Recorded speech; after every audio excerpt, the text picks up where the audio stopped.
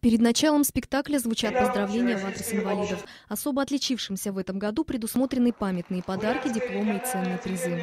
Праздник, он заостряет проблемы инвалидов, помогает решать их. Но я считаю, что вот именно в этот день он нам гораздо более уделяет внимание. Самый главный, безусловно, самый красивый подарок дарит творческий коллектив Русского драматического театра.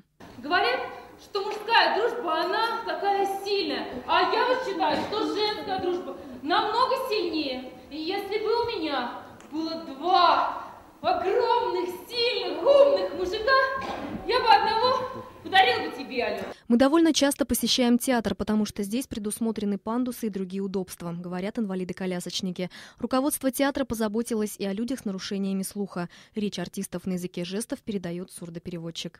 Анна Дергаусова, Бояр Жигнитов, Виктор Миланцев, Вести, Бурятия.